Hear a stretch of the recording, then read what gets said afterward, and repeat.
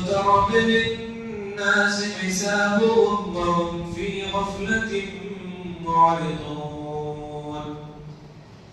تمام قسم کی تعریف، حمد و ثنا، کبریائی اور بڑائی سب اللہ رب العالمین کے لیے لائق و زیبا ہے. جس اللہ تبارک و تعالیٰ کی ذات نے اس کائنات کو وسیع و عریض بنایا اور اسے بے شمار و انگنت مخلوقات پیدا فرمائے اور ان میں ہم جیسے انسانوں کو اشرف المخلوقات و مسجود الملائکہ بنایا. درود و سلامتی وہ تمام انبیاء و رسول پر، خصوصاً میرے اور آپ کے نبی تاجدار مدینہ، شافی محشر، تاقی کوثر، امام الانبیاء، خلیفۃ المسلمین، رحمت للعالمین جناب محمد رسول اللہ صلی اللہ علیہ وسلم پر کہ جنہوں نے دین حق و دین اسلام ہم تک پہنچایا. حاضرین جمعہ، ابھی خطبہ مسنونہ کے بعد میں نے آپ کے سامنے جو آیت کریمہ پڑھی ہے وہ سورۃ الانبیاء کی ہے. اس کے اندر اللہ تبارک و تعالیٰ اپنے بندوں سے بڑے ہی پیار اور محبت اور شفقت کے ساتھ مخاطب ہو کے فرماتے ہیں اقترب للناس حسابهم وهم في غفلة معرضون. اے میرے بندو، تمہارا حساب کا وقت بالکل قریب آ چکا ہے مگر تم پھر بھی غفلت میں پڑے ہوئے ہو. اللہ تبارک و تعالیٰ آخرت کو یاد دلا رہا ہے، تمہارے حساب و کتاب کے دن کو یاد دلاتا ہے تاکہ تم اس کی تیاری کر لو. جس طرح ایک باپ اپنے بچے کو امتحان کے ایام آتے ہی آنے سے پہلے کہتا ہے بیٹے خوب تیاری کر لو، امتحان تمہارا آنے والا ہے، خوب امتحان میں کا محنت کرو اور تم نمبرات اچھے حاصل کرو. ایک باپ شفقت سے اپنے بیٹے کو نصیحت کرتا ہے، وہ اسی اللہ تبارک و تعالیٰ نصیحت کر رہے ہیں کہ تمہارے حساب کا وقت بالکل قریب آ چکا ہے، تم اپنے حساب و کتاب کی تیاری کر لو. لیکن بندوں کا عالم یہ ہے وَهُمْ فِي غَفْلَةٍ مُعْرِضُونَ، مگر وہ غفلت میں پڑے ہوئے ہیں، اعراض کر رہے ہیں. یعنی گھر میں آگ لگ گئی ہے لیکن پھر بھی گھر کا انسان گھر سے باہر نہیں نکل رہا ہے، اسے آگ لگنے کی فکر نہیں. محلے میں زلزلے طوفان شروع ہو چکے ہیں، بستی چھوڑنے کی اسے فکر نہیں، اس کی تیاری کرنے کی اسے فکر نہیں. انسان تباہیاں فتنے اپنے سامنے دیکھ رہا ہے، موت دن بدن ہمارے سامنے کھڑے ہو رہی ہے، پھر بھی انسان آخرت سے غافل ہو رہا ہے. حاضرین، ایک اور جگہ پر قرآن مجید میں سورۃ الحج میں اللہ تبارک و تعالیٰ فرماتے ہیں یا ایھا الناس اتقوا ربکم ان زلزلۃ الساعۃ شیء عظیم یوم ترونها تذهل كل مرضعة عما أرضعت وتضع كل ذات حمل حملها وترى الناس سكارى وما هم بسكارى ولكن عذاب الله شديد. اے وہ لوگوں جو ایمان لے کر آئے، اللہ سے ڈرو، قیامت سے ڈرو، اس لیے کہ قیامت کے دن تقوا ربکم ان زلزلۃ الساعۃ شیء عظیم. دنیا میں ایک بھیانک، خطرناک اور عظیم بہت بڑا زلزلہ آنے والا ہے. دنیا میں جب کبھی زلزلہ آتا ہے، ایک علاقے میں زلزلہ آیا تو دوسرے علاقے والے محفوظ، دوسرے میں آیا تو تیسرے والا محفوظ ہے.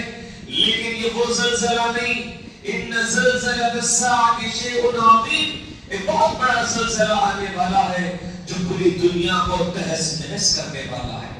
ایک ایسا زلزلہ آنے والا ہے جو پوری دنیا کو ہلا کر رکھنے والا ہے. اور اللہ کے نبی صلی اللہ علیہ وسلم فرماتے ہیں، قرآن مجید میں باتیں فرمائی گئی ہیں، اللہ تعالیٰ فرماتے ہیں کہ زمین کو چھچوڑ دیا جائے گا، بار بار چھچوڑ دیا جائے گا، اور اللہ تبارک و تعالیٰ آسمان کو تلچھٹ کے مانند کر دے گا. اور ایک روایت میں ایک حدیث قرآن میں یہ بھی کہا ہے کہ اللہ تبارک و تعالیٰ آسمان کو لپیٹ کر ایک رشتہ کی طرح اپنی مٹھی میں سما لے گا اور اللہ تبارک و تعالیٰ دنیا کا یہ عالم کر دے گا. پہاڑوں کو سرات کے مانند اڑا دے گا. پہاڑ جو عظیم آپ کو نظر آ رہے ہیں وہ دھول مٹی کی طرح، کپاس کی طرح، ہوئی کی طرح اڑتے ہوئے نظر آئیں گے. اس وقت یہ عالم ہوگا انسانوں پہ کہ انسان مدہوش نظر آئے گا، نشے میں نظر آئے گا. حالانکہ وہ نشہ نہیں، اسے عذاب کا ایسا خوف لائق ہوگا، وہ ایسا لگے گا کہ وہ نشے میں ہے. تو تو اسی طرح اللہ تبارک و تعالی نے اس آیت کریمہ میں یہ بھی کہہ دیا کہ ماں جو حمل سے ہوگی وہ اپنا حمل گرا دے گی. قیامت کے خوف سے، قیامت کے ڈر سے جو ماں اپنے بچے کو پیٹ میں بڑے پیار و محبت سے پال دیے وہ اپنا حمل گرا دے گی، اور سینے سے لگا کر جو دودھ پلاتی ماں ہے اس بچے کو اپنے سینے سے چھاتی سے الگ کر دے گی اور پھینک دے گی اس بچے کو. اس بچے سے بھی وہ دوری اختیار کرنا چاہے گی. کیوں؟ صرف اس لیے کہ قیامت کا عذاب ایسا ہوگا، قیامت کی ہولناکیاں ایسی ہوگی، کوئی ماں بھی اپنے بچے کو اپنے سے چپکانا لگانا پسند نہیں کرے گی. ہر ایک انسان اپنے اپنے مدد میں ہوگا.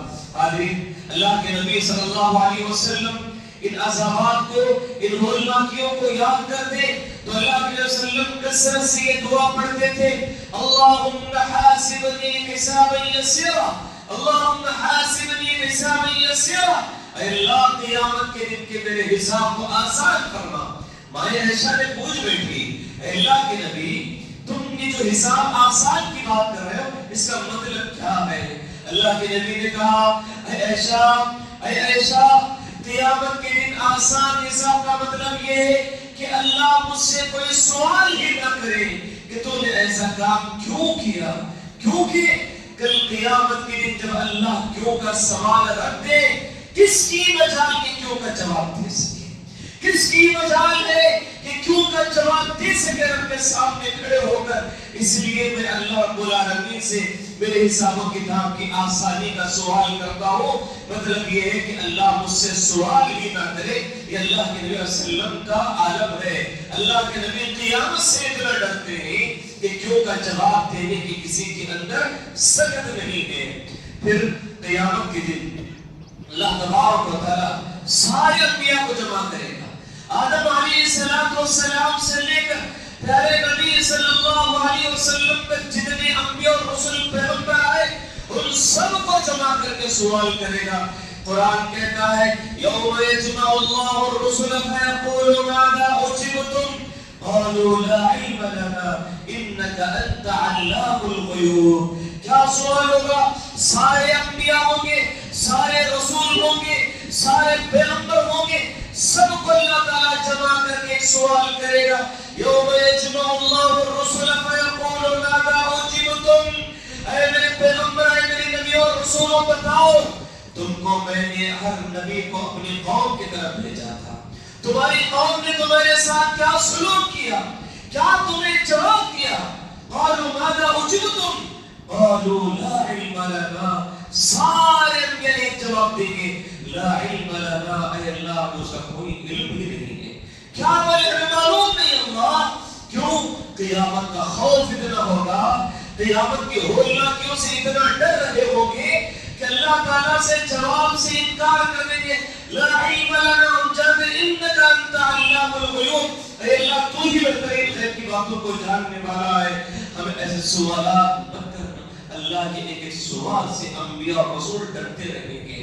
اور میرا اور آپ کا عالم کیا ہوگا؟ اور ان کی ذمہ داری کے بارے میں پوچھ رہے کہ لوگوں نے تمہیں کیا جواب دیا، وہ جواب نہیں دے رہے، کہتے ہیں اللہ تو ہی بہتر جانتا ہے. تو اس وقت سوچ کر دیکھو عام انسانوں کا میرے اور آپ کا عالم کیا ہوگا، انجام کیا ہوگا. اللہ کے نبی صلی اللہ علیہ وسلم سے مائیں عائشہ رضی اللہ عنہا پوچھتی ہیں، اے اللہ کے نبی آپ نے کہا قیامت کے دن مرد اور سامنے کے دھڑکے ہوں گے، وہاں پر سارے پروانہ ہوگی، کسی کے جسم پر کوئی لباس نہیں ہوگا، تو کیا وہاں مرد اور دونوں مل کر رہیں گے کیا؟ اللہ کے نبی صلی اللہ علیہ وسلم فرماتے ہیں ہاں، مرد اور سب مل کے محشر کے میدان میں رہیں گے، کسی کے جسم پر کوئی لباس نہیں ہوگا. مائیں عائشہ فرماتی ہیں دوسرا سوال، اے اللہ کے نبی کیا مرد حضرات اس وقت کیا خواتین کو دیکھیں گے کیا ایک دوسرے کو دیکھ رہے ہوں گے کیا؟ پھر نبی صلی اللہ علیہ وسلم نے فرمایا مائیں عائشہ کیسا سوال کرتی ہو، قیامت کا اتنا بھیانک منظر ہوگا، ایسے حالات ہوں گے وہ انسان کو خود کو دیکھنے کی تسلی نہیں ہوگی، دوسروں کو کیا دیکھے گا. انسان پسینے سے شرابور ہوگا، انسان عذاب کے ہولناکیوں سے ڈر رہا ہوگا، انسان وہاں نیکیوں کے لیے ترس رہا ہوگا، وہ اللہ کے سامنے کھڑے ہونے سے ڈر رہا ہوگا. وہ ہر انسان کو اپنے آپ کی فکر کرنے کی بھی اسے توفیق نہیں ہوگی، کس حالت میں وہ خود سے احساس نہیں ہوگا، وہ دوسروں کو کہاں نگاہ اٹھا کر دیکھے گا۔ یہ قیامت کا منظر ہے، یہ اللہ کے نبی صلی اللہ علیہ وسلم نے فرمایا۔ حضرین جہاں دیکھیے قیامت کے دن باس پوس کس سے ہے؟ قیامت کے دن اللہ تعالیٰ حساب و کتاب کس سے لے گا؟ اللہ تعالیٰ نے کہا وَمَا خَلَقْتُ الْجِنَّ وَالْإِنسَ إِلَّا لِيَعْبُدُونَ، میں نے مکلف بنایا ہے، میں حساب و کتاب ان سے لوں گا جو جن ہے اور انسان ہے۔ انسان اور جن اللہ کے مکلف بندے نہیں، ان سے عبادت مطلوب ہے، وہی حساب و کتاب دینا ہے، اس کے علاوہ کسی اور سے حساب و کتاب نہیں ہے۔ لیکن آئیے دیکھتے ہیں کہ قیامت کا منظر کیسے ہوگا، جس کا حساب و کتاب نہیں، وہ بھی قیامت سے کیسے ڈر رہے ہیں، قیامت کا خوف ان کے اندر کیسے طاری ہے۔ سب سے پہلے دیکھتے ہیں یہ چوپائے ہیں، یہ جانور ہیں، یہ جو چلنے پھرنے والے جانور ہیں، یہ سب اللہ رب العالمین سے ڈر رہے ہوں گے، خوف کھا رہے ہوں گے۔ قیامت ان کو معلوم ہے کہ کب قائم ہونے والی ہے، اور اس قیامت کی وجہ سے وہ ہر جمعہ ڈر رہے ہوں گے۔ پہلے نبی صلی اللہ علیہ وسلم نے فرمایا وَمَا مِن دَابَّةٍ إِلَّا وَهِيَ مُسِيخَةٌ يَوْمَ الْجُمْعَةِ من حين تطلع الفجر الى ان تطلع الشمس الا الثقلين۔ اللہ کے نبی صلی اللہ علیہ وسلم فرماتے ہیں دنیا کے اندر جتنے بھی جانور ہیں وہ سارے جانور قیامت کے خوف سے، آخرت کے خوف سے ہر دن جمعہ کے دن رونا شروع کر دیتے ہیں، ہر جمعہ شروع کر دیتے ہیں رونا۔ کب سے کب تک؟ جب فجر طلوع ہوتی ہے، جب فجر کا وقت شروع ہو جاتی ہے، فجر کی اذان ہوتی ہے، وہاں سے ان کا رونا شروع ہو جاتا ہے اِلَىٰ أَن تَطْلُعَ الشَّمْسُ، یہاں تک کہ سورج مشرق سے طلوع ہو جائے۔ مشرق سے جب طلوع ہوتا ہے تو ان کا رونا بند ہو جاتا ہے۔ کیوں؟ جانوروں کو معلوم ہے قیامت جمعہ کے دن قائم ہونے والی ہے، قیامت جمعہ کے دن قائم ہونے والی ہے۔ اس خوف سے وہ فجر کی بات سے رونا شروع کرتے ہیں، یہاں تک کہ جب سورج مشرق سے طلوع ہو گیا انہیں یقین ہو جاتا ہے کہ مشرق قیامت کے دن مغرب سے طلوع ہوتا ہے، لیکن اپنے معمول کے مطابق مشرق سے طلوع ہوا تو اب کوئی مسئلہ نہیں ہے۔ لیکن دو لوگ ایسے ہیں جنہیں آخرت کا خوف نہیں ہے، جو ان دو ایسی مخلوقات ہیں جو آخرت کے خوف سے بے خوف ہیں۔ اللہ کے نبی صلی اللہ علیہ وسلم فرماتے ہیں وہ ہے انسان اور جن، یہ دو ایسی مخلوق ہے۔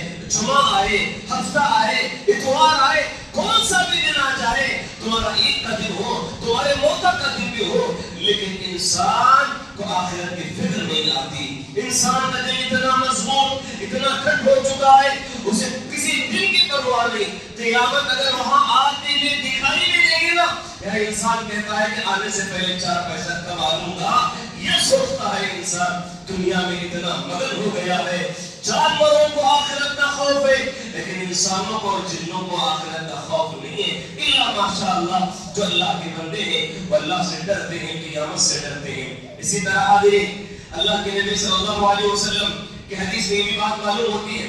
راوی حدیث ابن عباس رضی اللہ عنہ ہے، حدیث سید حبان کی روایت ہے۔ پہلے نبی صلی اللہ علیہ وسلم کے پاس ایک شخص آ کر سوال کرتے ہیں، کس کے بارے میں؟ یہ آخرت کا خوف، یہ آخرت کی فکر، یہ جمادات کے اندر ہے، ان جھاڑوں میں ہے، ان درختوں میں اللہ رب العالمین کا خوف پایا جاتا ہے، ان درختوں کے اندر آخرت کی فکر پائی جاتی ہے، جبکہ ان سے کوئی سوال نہیں، کوئی حساب نہیں، کوئی جنت نہیں، کوئی جہنم نہیں، پھر بھی یہ آخرت سے ڈرتے ہیں۔ ایک صحابی رسول اللہ کے نبی کے پاس آتے ہیں اور آ کر سوال کرتے ہیں اللہ کے نبی میں راستے میں تھا، ایک درخت کے کنارے میں نماز پڑھ رہا تھا، میں درخت کے نیچے ایک کنارے میں نماز پڑھ رہا تھا، اور پڑھتے پڑھتے ایک روایت میں سورہ صاد کی تلاوت کر رہے تھے، اور سورہ صاد کی تلاوت کر رہا تھا، مجھے ایسا معلوم ہوا یعنی پورا خواب کا منظر گنا رہے ہیں۔ اللہ کے نبی کے پاس آ کر کہتے میں نے خواب میں دیکھا کہ ایک سفر میں ہوں اور درخت کے نیچے میں نماز پڑھ رہا ہوں، اور پڑھتے پڑھتے مجھے ایسا محسوس ہو رہا تھا کہ درخت بھی قرآن مجید کی تلاوت کر رہا ہے۔ جب سجدہ آیا، سجدے تلاوت آئی تو فوراً میں سیدھے سجدے میں گیا تو سجدہ درخت بھی سجدہ کرنے لگا، اور سجدے میں یہ دعا کر رہا تھا، درخت کیا دعا کر رہا تھا؟ اے اللہ اس سجدے کی نیکی پاس لکھ کے رکھنا، اس سجدے کی نیکی کو اپنے پاس لکھ کے رکھنا، اور اس نیکی کو ذخیرہ آخرت بنانا، اور اس نیکی کے ذریعے قیامت کا جو بوجھ ہے وہ ہلکا کر دینا، ٹال دینا قیامت کا خوف میرے سے۔ اور پھر کہتے ہیں اللہم تقبلها اللہم تقبلها كما تقبلتها من عبدك داؤد، اے اللہ اس میرے ایک سجدے کو ویسے ہی قبول فرما جس طرح کہ داؤد علیہ السلام کا سجدہ تو نے قبول کیا۔ حاضرین، اس واقعے سے کیا معلوم ہوا، اس حدیث سے کیا بات معلوم ہوتی ہے کہ جمادات میں، درختوں میں، جھاڑوں میں بھی آخرت کا خوف ہے، مگر اس خوف سے کوئی بے خوف ہے تو وہ انسان ہے، جبکہ ان سے کوئی حساب و کتاب نہیں ہے۔ پھر آئیے ایک اور مخلوق ہے، وہ ہے فرشتے، جن کا بھی کوئی حساب و کتاب نہیں۔ یہ اللہ رب العالمین کے فرما بردار مخلوق ہے، ان سے کبھی غلطی ہوتی ہی نہیں، یہ ہمیشہ نیکیاں کرتے ہیں، ہمیشہ رب کی فرما برداری کرتے ہیں، رب کی اطاعت کرتے ہیں۔ اللہ تعالیٰ نے قرآن مجید میں ان کے تعلق سے گواہی دیتے ہوئے کہا لا يعصون اللہ ما امرهم ويفعلون ما يؤمرون، یہ ایسی مخلوق ہے وہ اللہ کی کبھی نافرمانی نہیں کرتے، جب بھی انہیں حکم دیا جاتا ہے وہ تعمیل کرتے ہیں، اسے مکمل کرتے ہیں۔ یہ اس لیے اور اتنی ساری عبادتیں کرنے والی مخلوق، اللہ کی ایک نافرمانی نہ کرنے والی مخلوق کا اندازہ لگاؤ۔ حدیث میں کیا کہا کہ اللہ تبارک و تعالیٰ کی پوری زندگی، صدیوں کی زندگی اللہ کی بندگی میں گزار دی، سجدے کی حالت میں گزار دی، رکوع کی حالت میں گزار دی، قیام کی حالت میں گزار دی، رب کے عرش کو اٹھائے ہوئے زندگی گزار دی، صبح شام اللہ کی تسبیح کبریائی حمد و ثنا بیان کرتے ہوئے ہر لمحہ عبادت کرتے ہوئے زندگی گزار دی۔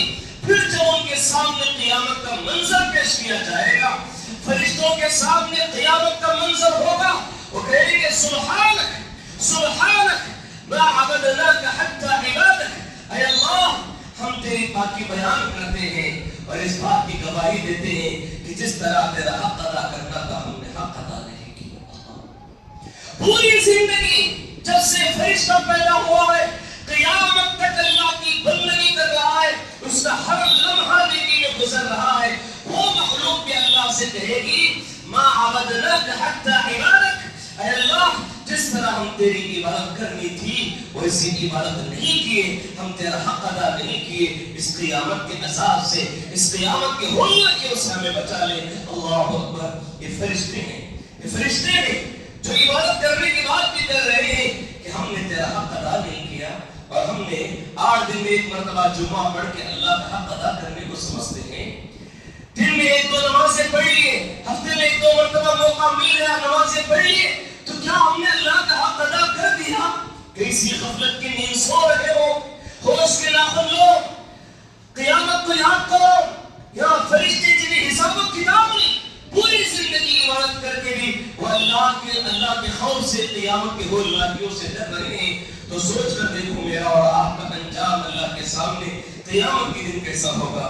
اسی طرح اللہ کے نبی صلی اللہ علیہ وسلم ایک اور حدیث میں فرماتے ہیں لو ان رجل يجر على وجهه من يوم ولد الى يوم ميته حرما، اللہ کے نبی صلی اللہ علیہ وسلم فرماتے ہیں اگر کسی انسان کو زمین میں گھسیٹا جا رہا ہے، چہرے کے بل زمین میں اسے گھسیٹا جا رہا ہے، کب سے؟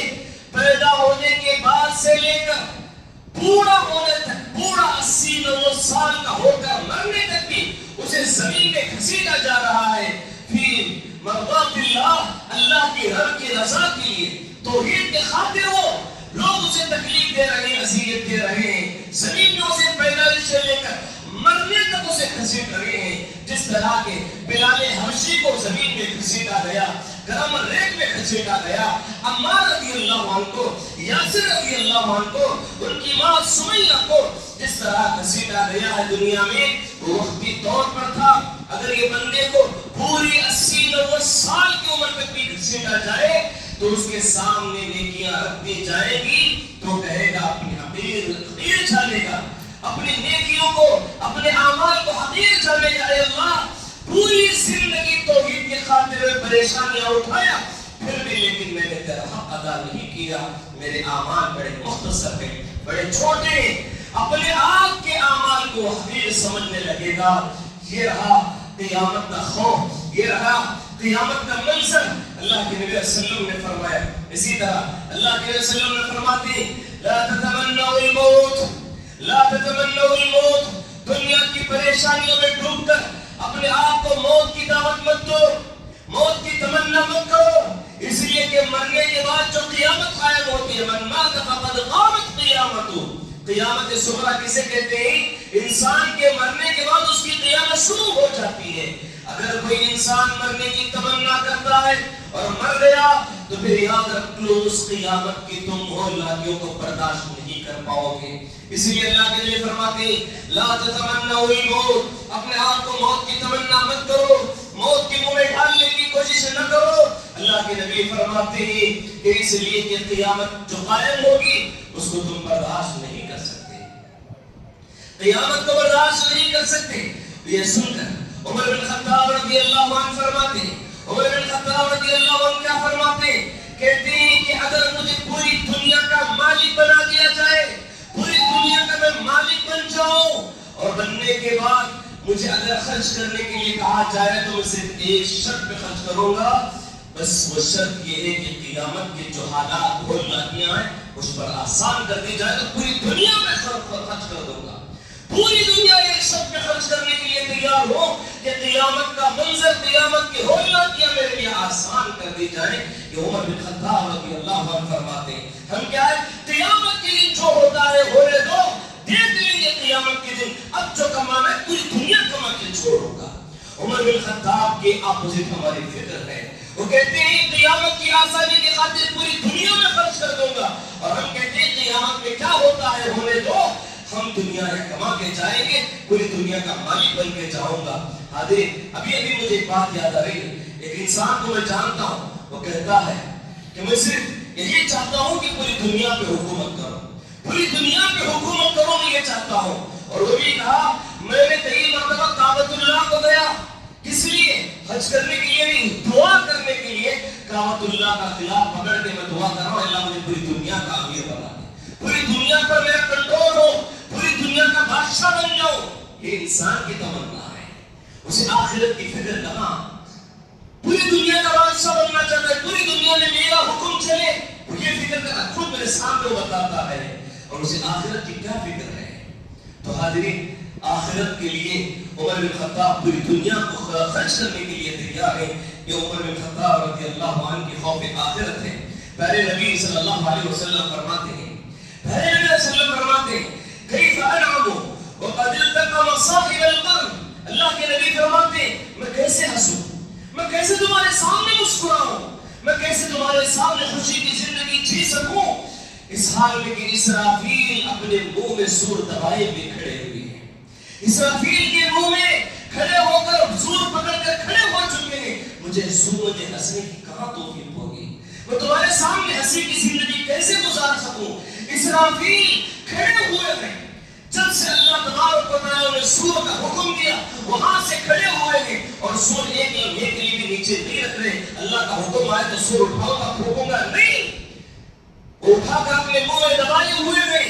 اللہ کا حکم ہو ایک لمحہ بھی تاخیر نہیں، اٹھا کر اپنے منہ میں رکھ کر سور پھونکنے میں لمحہ دو لمحہ ضائع ہو جائے گے، رب کی نافرمانی ہو جائے گی، اس لیے منہ میں دبائے ہوئے ہیں۔ رب کا حکم ہو تو سیدھے سور پھونک دیا جائے۔ اسرافیل اتنی انجن میں سور پھونکنے کے لیے تیار ہے، اور ان کا کھڑے ہونے کا انداز بھی بتاتے ہیں، سر جھکا ہوا ہے، سر اللہ کے سامنے جھکا ہوا ہے، اور ان کی آنکھیں عرش الہی پر جمی ہوئے ہیں۔ رب کا حکم ہوگا سور پھونک دیا جائے گا، ساری دنیا تباہ ہو جائے گی، ساری دنیا برباد ہو جائے گی، ساری دنیا تہس نہس اور ختم ہو جائے گی۔ ایسا عالم ہے، سور لے کر اسرافیل تیار کھڑے ہوئے ہیں، اور مجھے ہنسو تو کیسے ہنسوں میں ہنسی کی زندگی کیسے تمہارے سامنے گزار سکتا ہوں۔ اسرافیل منہ میں سور لے کر کھڑے ہوئے ہیں۔ یہ اللہ کے نبی صلی اللہ علیہ وسلم کا خوف اپنا ظاہر کر رہے ہیں، قیامت کے دن کا منظر بتا رہے ہیں۔ اور اسی طرح اللہ کے نبی صلی اللہ علیہ وسلم اپنی امت کو آگاہ کرتے ہوئے فرمایا،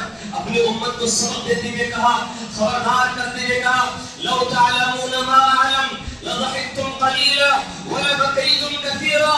اے لوگوں، اے انسانوں، میں جو جانتا ہوں اگر تم جان لو گے، لضحكتم قليلا، ہنسنا بھول جاؤ گے اور ہمیشہ روتے روتے رہ جاؤ گے. تمہاری زندگی میں صرف رونا رونا ہو جائے گا جو اللہ تعالیٰ مجھے بتایا ہے. اگر وہ تمہیں معلوم ہو جائے تو تم ہمیشہ روتے رہو گے، ہنسنا بھول جاؤ گے. اور آگے اللہ کے رسول فرماتے ہیں اگر تمہیں یہ باتیں معلوم ہو جائے تم اپنے بستر کے مزے لینا چھوڑ دو گے، اپنی بستر میں بیوی کو لانا چھوڑ دو گے، اپنے بستر میں گرم بستر میں نیند کرنا بھول جاؤ گے. اگر تمہیں وہ چیز معلوم ہو جائے جو اللہ تعالیٰ نے مجھے معلوم کرایا ہے. لہذا قیامت کی تیاری کرو. اور اللہ کے وسلم فرماتے ہیں کہ انسان کو اگر یہ چیز معلوم ہو جائے قبر کے عذابات، قبر کے اندر جو چیخ و پکار ہو رہی ہے، قبر کے اندر جو عذاب کی وجہ سے چیخنا چلانا ہو رہا ہے، اگر یہ تمہیں معلوم ہو جائے تو تم اپنے مردوں کو قبر میں دفنانا چھوڑ دو گے، بھول جاؤ گے تم قبر میں دفنانے کا. اسی لیے کہ اللہ تبارک و تعالیٰ وہ آوازیں مجھے سناتا ہے. یہ جانور جو سنتے ہیں وہ تمہاری سماعتوں کو اللہ تبارک و تعالیٰ روک لیا ہے، تم نہیں سن سکتے. اگر سن لو گے تمہارے مردوں کو قبر میں دفنانا تم چھوڑ دو گے. یہ اللہ تبارک و تعالیٰ کا بڑا احسان ہے کہ اللہ تعالیٰ وہ قبر کی عذاب، یہ وہ آوازیں، وہ چیخ و پکار ہم تک نہیں سناتا جس کی وجہ سے ہم امن و سکون یا خوشی کی کچھ لمحات گزارتے ہیں. ورنہ وہ آوازیں سننے لگے ہمارا جینے کا مزہ کرکرا ہو جائے گا، زندگی ختم ہو جائے گی، زندگی میں سکون اور ہنسنا بھول جائیں گے اور جنگل بیابان کا رخ کر کے صرف روتے روتے رہ جائیں گے. یہ اللہ تبارک و تعالیٰ کا بڑا احسان ہے کہ ہم مسکرا بھی رہے ہیں اور اچھی زندگی بھی گزار رہے ہیں. ورنہ ہمارا نوالا منہ تک نہیں جاتا اور صرف ہماری آنکھوں سے پانی نکلتا رہتا. یہ اللہ کے نبی صلی اللہ علیہ وسلم نے آخرت کا خوف دلاتے ہوئے کہا. پھر حاضرین آئیے اسلاف کیسے آخرت کا خوف پیدا کرتے تھے، اسلاف کی زندگیوں میں آخرت کا خوف کیسے تھا وہ ذرا معلوم کرتے ہیں.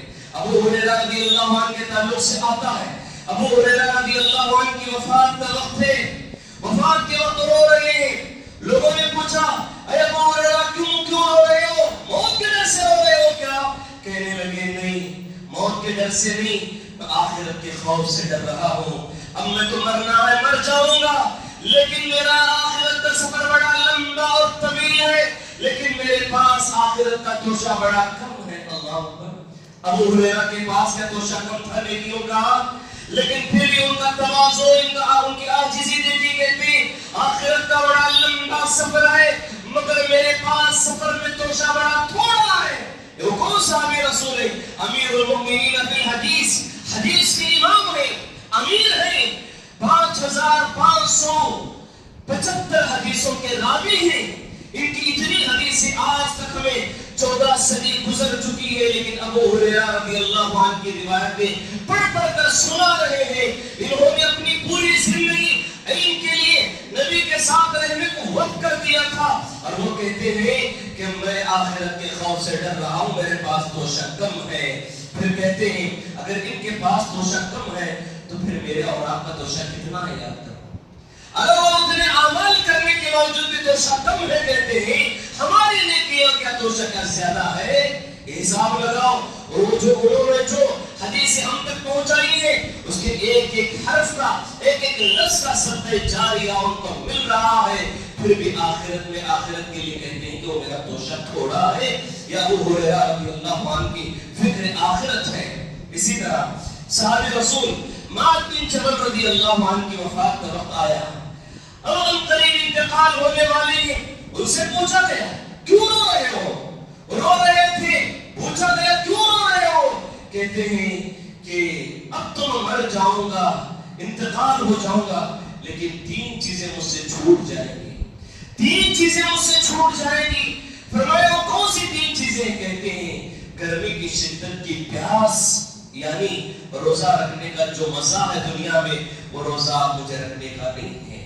مرنے کے بعد کوئی روزہ نہیں، وہ روزے کا جو مزہ ہوتا تھا اب وہ گرمی کی شدت کے پیاس کو برداشت کر کے وہ نیکی کمانے کا شوق ختم ہو گیا، اب وہ ختم ہو جائے گا سلسلہ. پھر کہتے ہیں سردی کے موسم میں گرم بستر سے الگ ہو کر تہجد پڑھنے کا وہ مزہ یہ بھی ختم ہو جائے گا. پھر کہتے ہیں علماء کی مجلس میں بیٹھ کر علم حاصل کرنے کا یہ شوق بھی ختم ہو گیا. یہ تین چیزیں ہیں آج علماء آپ کو بتا رہے ہیں. آج علماء آپ کو ایک نصیحت ہر الگ الگ انداز میں سمجھانے کی کوشش کرتے ہیں. کتنے بیان سنو, کتنی نصیحتیں سنو, پھر مزے لے کر سننا کافی ہے. مزے لے کر سنتے عمل کی توفیق نہیں. اتنا سارا بیان سننے کے بعد اثر کی حالت دیکھیے وہی رہے گی جتنی ہماری پرانے مصلی ہیں. کہاں جاتے ہیں, کس کا خوف کرے, کسے یاد کرتے ہو؟ یہ صحابہ دنیا سے جاتے ہوئے کہتے ہیں مجھے روزہ رکھ کے نیکیاں کمانے کا مزہ ختم, بستر کی نیند چھوڑ کے تہجد پڑھنے کا مزہ ختم, علماء کے ساتھ بیٹھ کر علم حاصل کرنے کا موقع ختم ہو چکا ہو رہا ہے. میں ان تین چیزوں کے ترک کرنے کو یاد کر کے رو رہا ہوں. دنیا میں ملتا تھا, آخرت میں ایسا نہیں ہے. حاضرین, اسی طرح منصور ابن معتمر کہتے ہیں ان کے تعلق سے آتا ہے جب ان کی وفات ہوئی, تابعین علماء میں ان کا شمار ہوتا ہے, یہ عالم دین تھے. جب ان کی وفات ہوئی تو ان کی ماں نے چیخ کر کہا, کیا کہا؟ چیخ کر کہتی ہائے ہائے میرے بچے کو آخرت کے خوف نے مار ڈالا ہے. آخرت اتنا ڈرتے تھے. ماں کہتی آخرت کے خوف نے انہیں مار ڈالا ہے, اتنا آخرت سے ڈرنے والے تھے. اسی طرح عبداللہ بن مبارک رحمۃ اللہ علیہ بڑے محدث ہیں, بڑے فقیہ ہیں. عبداللہ بن مبارک رحمۃ اللہ علیہ کے تعلق سے ان کے زمانے کے ایک عالم دین کہتے ہیں جس طرح انہیں علم کا شوق تھا, حدیث کا شوق تھا, ویسے ہمیں بھی تھا. ان کو جس طرح نمازوں کا شوق تھا ویسے ہمیں بھی شوق تھا. دیگر عبادتوں کا شوق انہیں جیسے تھا ویسے ہمیں بھی تھا. لیکن دنیا میں ان کی شہرت, دنیا میں ان کی عزت, دنیا میں ان کی نیک نامی اتنی کیوں ہے؟ مسلمان تو مسلمان, غیر مسلم بھی عبداللہ بن مبارک کی تعریف کرتے تھے. ہمیں سمجھ میں نہیں آتا کہ عبداللہ بن مبارک کے اندر وہ چیز کیا ہے جو غیر مسلم کو ان کی تعریف کرتا ہے, اور اتنی عزت ہے, شہرت ہے, کیوں ہے سمجھ میں نہیں آتا. کہتے ہیں ایک دن مجھے جواب ملا. کیسے؟ کہتے ہیں کہ ایک مرتبہ ہم دعوت میں گئے تھے اور جانے کا رات کا وقت تھا. رات میں کھانا کھانے کے لیے بیٹھے, اچانک چراغ گل ہو گیا, چمنی خراب ہو گئی, چراغ گل ہو گیا. میزبان آ کر وہ چراغ لے کر گیا, ٹھیک کر لانے کا 5-7 منٹ گزرے, اور جیسے ہی لا کر چراغ روشن کیا, اجالے میں دیکھتا کیا ہوں, اجالا ہوتے ہی دیکھتا کیا ہوں کہ عبداللہ بن مبارک کے چہرے سے آنکھوں سے آنسو جاری ہے, پورا چہرہ بھیگ چکا ہے. فرمایا عبداللہ بن مبارک تم کیوں رو رہے ہو؟ کہنے لگے اب جو چند لمحے کے لیے اندھیرا ہو گیا تھا کمرے میں, یہ اندھیرا دیکھ کر مجھے قبر کے اندھیرا یاد آ گیا. یہ دیکھ کر مجھے قبر کی تاریکی یاد آ گئی. کیسے یاد کرتے تھے؟ دیکھیں باتوں میں, کاموں میں, چھوٹے سے چھوٹے اعمال میں آخرت کو, خبر کو یاد کر لیتے. یہ اسلاف ہیں, یہ لوگ ہیں جو آخرت کی فکر کرنے والے تھے. کہ عبداللہ بن مبارک رحمۃ اللہ علیہ کا یہ خوف ہے. آخرت دیکھ کر کہا آج مجھے جواب مل گیا کہ عبداللہ بن مبارک اتنے مشہور عزت دار انسان کیوں ہے, اس لیے کہ ان کے اندر فکر آخرت اور خوف الہی پائی جاتی ہے. یہ انہوں نے جواب دیا. حافظ ابن رجب حنبلی رحمۃ اللہ علیہ فرماتے ہیں, اسلاف کا عمل ذکر کرتے ہیں جب کبھی ان کے اندر دنیا کی رغبت, آخرت سے بے خوفی, آخرت سے دور اور دنیا کی طرف دل مائل ہوتا اور تو غبار دیکھ لیتے, فوراً سیدھے لوہے کی بھٹی کو چلے جاتے تھے. اسلاف کا معمول تھا کہ دل میں دنیا کی محبت, آخرت سے بے خوفی ذرا محسوس ہوئی, سیدھا لوہے کی بھٹی کو جا کر دیکھتے کہ ایک معمولی سی آگ لوہے کو پگھلا رہی ہے, اور یہ تو دنیا کی آگ ہے. جہنم کی آگ اس سے بھی 70 گنا زیادہ سخت ہوتی ہے, اور اس میں یہ جسم, یہ گوشت کا لوتھڑا ڈال دیا جائے, گوشت کا یہ جسم ڈال دیا جائے تو پھر میرا حال کیا ہوگا. یہ سوچ کر فکر آخرت پیدا کر لیتے, پھر اپنے دل کی صفائی کر کے پھر لوٹ کر اپنے گھر کی طرف آ جاتے تھے. امام ابن رجب حنبلی رحمۃ اللہ علیہ نے اسلاف کا عمل ذکر کیا ہے. اسی طرح عمر بن خطاب رضی اللہ عنہ کے دور میں ایک واقعہ ہے. سعید بن عامر رضی اللہ عنہ ایک وہ صحابی رسول ہیں کہ جن کو عمر بن خطاب نے حمص کا گورنر بنایا تھا, اور وہاں گورنر بن کر گئے, اور اس کے بعد وہاں حمص کے کچھ امیر لوگ، تاجر لوگ عمر بن خطاب رضی اللہ عنہ کے علاقے میں آئے تجارت کرنے کے لیے۔ عمر بن خطاب نے پوچھا ہے تاجروں تم کہاں سے آئے ہو؟ کہنے لگے ہم حمص سے آئے ہیں۔ کہنے لگے اگر حمص میں اگر غریبوں کی لیسٹ ہے آپ کے پاس تو پورے لوگ مل کر مجھے غریبوں کی فہرست دے دو، میں کچھ پیسہ دے دوں گا۔ ساری لیسٹ تیار کی گئی اور اس کے بعد لیسٹ عمر بن خطاب کے حوالے کر دی گئی۔ عمر بن خطاب پڑھ رہے فلاں نام فلاں فلاں فلاں پڑھ رہے۔ سعید بن عامر، سعید بن عامر کون ہے؟ سعید بن عامر کہنے لگے ہمارا امیر ہے، ہمارا گورنر ہے۔ اللہ اکبر! حمص کا گورنر، حمص کا لیڈر، حمص کا حکمران صحابی رسول سعید بن عامر غریبوں کی فہرست میں تعجب ہونے لگے۔ فوراً کہے کہ اگر یہ غریب ہیں تو ان کو لے جاؤ، میری طرف سے 1000 دینار، 1000 سونے کے سکے، یہ 1000 سونے کے سکے ان کے حوالے کر کے جاؤ سعید بن عامر کو دے دو تاکہ وہ اپنی زندگی سدھار لیں۔ یہ لے جا کر سعید بن عامر کو دے دیے کہ عمر بن خطاب نے دیے ہیں۔ کہنے لگے پہلی بات تو لینے تیار نہیں تھے، بعد میں جب لے لیے، لینے کے بعد اپنے گھر میں گئے، گھر میں جا کر کہنے لگے بیوی سے مشورہ کیے، بیوی ہمارے گھر کے اندر جو غریبی آپ جانتے ہیں لیکن میں سمجھ رہا ہوں اس سے بھی بری حالت آنے والی ہے۔ ہم تو غریب ہیں، پینے کے لیے پیالہ ہے، کھانا پکانے کے لیے ایک شتل ہے اور کچھ پانی رکھنے کے لیے ایک مٹکا ہے اور رہنے کے لیے ہماری ایک کھجور کی چھپیل ہے ہمارے پاس، لیکن بس میں سمجھ رہا ہوں اس سے بھی برا وقت آنے والا ہے۔ کیا یہ پیسے ابھی خرچ کرنے کے بجائے اس برے وقت کے لیے اٹھا کے رکھوں؟ بیوی کہتے ہیں اس سے بھی عقل مندی کی بات کیا ہو سکتی ہے، اس کے لیے اٹھا کے رکھو۔ فوراً سعید بن عامر چھوٹی چھوٹی تھیلیاں لاتے ہیں، اس میں وہ دینار بھرتے ہیں اور لے جا کر پورے حمص کے غریبوں میں تقسیم کر دیتے ہیں۔ چند دن گزرتے ہیں، ایک آدمی آتا ہے، اب تو حمص کے گورنر کے پاس سعید بن عامر کے پاس بڑا مال آیا ہے، شاید بڑا فرنیچر لائے ہوں گے، شاید اچھا پلنگ لائے ہوں گے، پوری زندگی سور گئی ہوگی۔ آ کر چھانٹتا کیا ہے؟ ایک پانی پینے کا پیالہ ہے، کھانا پکانے کے لیے شتل ہے اور پانی بھر کر رکھنے کے لیے ایک مشکیزہ ہے، اس کے علاوہ کچھ بھی نہیں۔ پوچھ رہے کہ سعید بن عامر کہاں گیا وہ مال، کہاں گیا تمہارے گھر کا سامان؟ کہنے لگے کہ دنیا کے گھر والے تو ایسے ہیں، یہ گھر کا اولا مجھے دنیا میں رہنے نہیں دیتا جی، میں گھر کے ایک دن میں یہ گھر چھوڑنا ہے، یہ مالک دنیا کا مالک مجھے گھر میں رہنے نہیں دیتا، میں نے اپنے اصل گھر میں پورا سامان شفٹ کر دیا ہے، اس گھر کو میں نے سنوارا ہے۔ اگر میں دنیا کو سنوارتا اور دنیا کا مالک کہتا گھر سے باہر نکل جا تو سزا کا فائدہ کیا، اس لیے میں نے اپنے اصل گھر میں سنوار لیا ہے۔ کہا وہ کہاں ہے اصل گھر؟ کہتے ہیں آخرت میں نے جنت خرید لی ہے۔